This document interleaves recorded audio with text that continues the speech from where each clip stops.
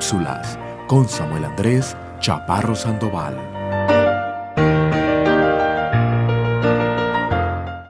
Mis muy queridos amigos, reciban un cordial saludo, deseando que Dios, por medio de su palabra, les dé entendimiento y conocimiento de Él. Hoy continuaremos con esta hojita, que aproximadamente fueron 400 años, en los cuales Dios guardó silencio.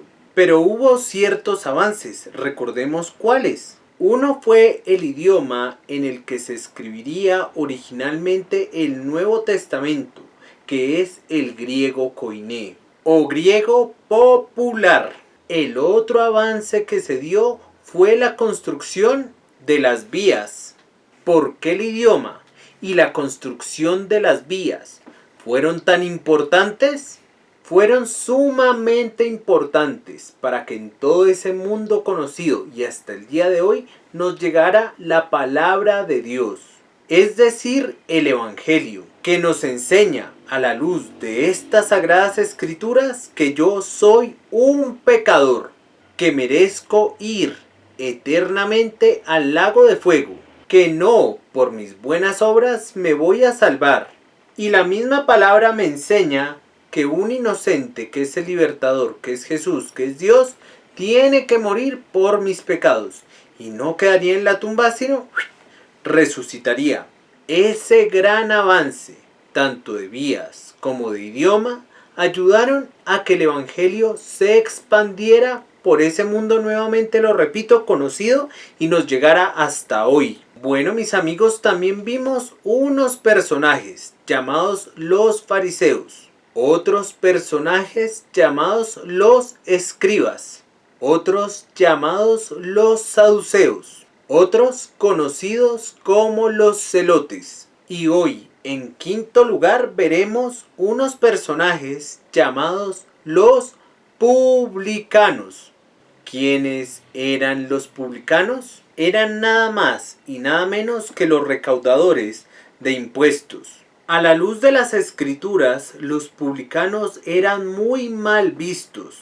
Eran vistos como las trabajadoras sexuales. Eran vistos como lo más bajo de la sociedad. ¿Y por qué eran considerados lo más bajo de la sociedad? Porque según se narra en la palabra de Dios, eran las personas que cobraban impuestos a las mismas personas de su pueblo. Los romanos los designaban para cobrar impuestos, pero ellos abusaban.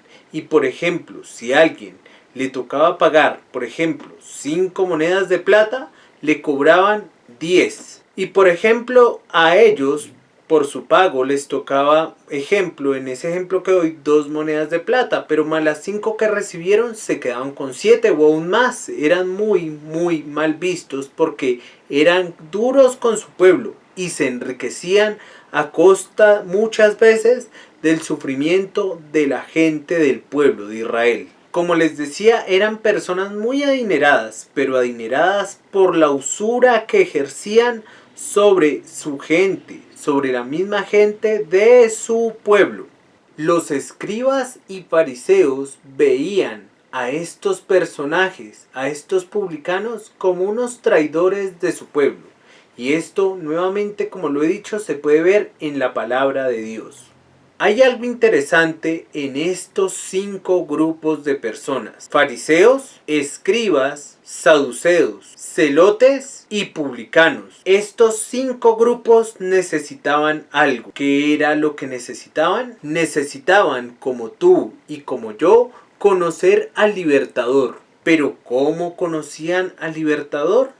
Ellos tenían el Antiguo Testamento, esta fracción de la Biblia que estoy tomando con mi mano izquierda.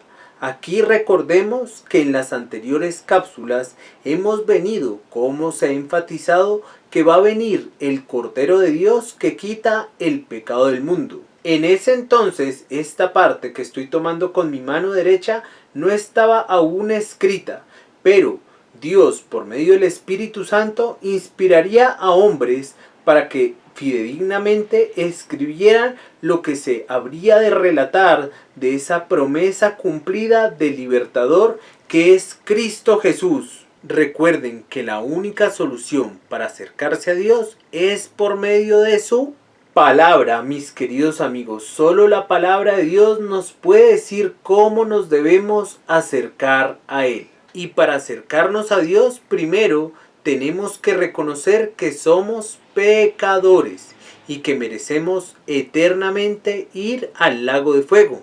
En segundo lugar, después de reconocer que somos pecadores, tenemos que reconocer que no por nuestras buenas obras nos vamos a salvar. En tercer lugar, que un inocente, que es el libertador, que es Jesús, que es Dios, tiene que morir a favor del pecador y no quedaría en la tumba, sino resucitaría.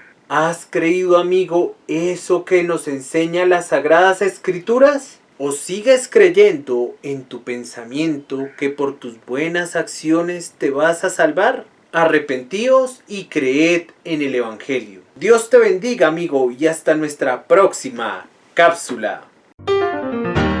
Cápsulas con Samuel Andrés Chaparro Sandoval.